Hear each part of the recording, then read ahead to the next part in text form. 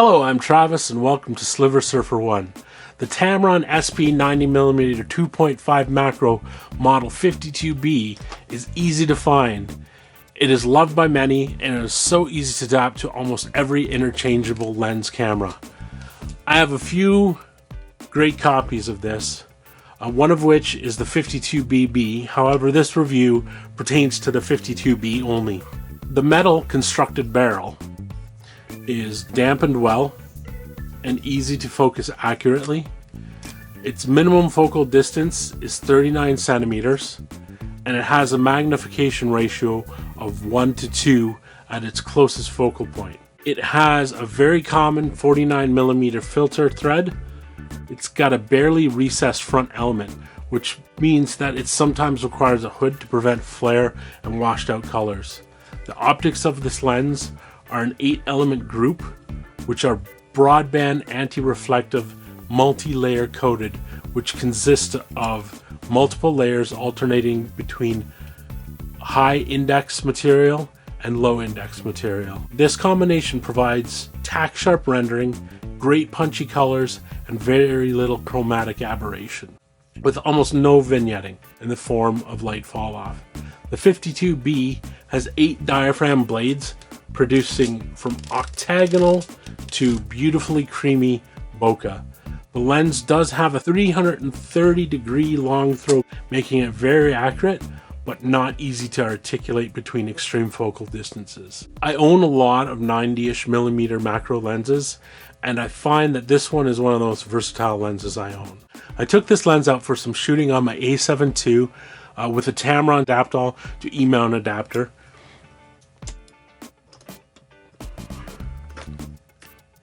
And I also used a Minolta digital flash, which is basically the same as a Sony alpha flash, and also a blow up $4 diffuser. You don't want to blow it up too much. You can lower it down and get pretty good diffusion on your macro photos. It makes for a very light, very convenient macro setup. So here are my samples. Enjoy.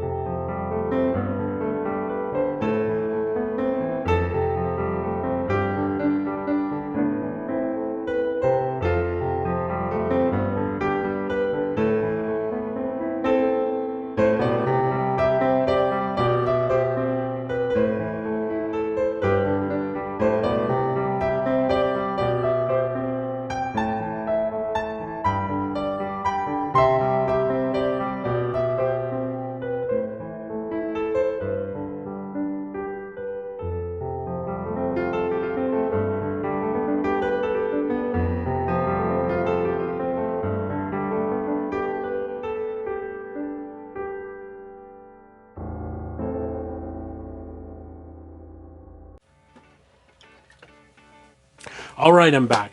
So the images it makes are excellent. It is sharp. It is as sharp as some of the lenses that cost 2 times as much. It does have nice color, however it does require a hood to reach maximum contrast. But in my mind, that's not a bad trait, because you essentially have 2 different lenses depending on whether you put a hood on or not. Whereas if you have another macro lens with a very recessed lens, you can't get those nice backlit, washed out photos when you're trying to take portraits or other artistic pictures. Since the 52B is only 1:2 magnification, it would be especially an excellent choice for APS-C and 4/3 cameras.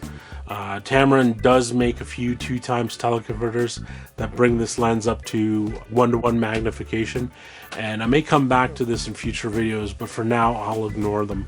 Again, I'll say, as though this lens makes an excellent macro lens, it also makes for an excellent portrait lens.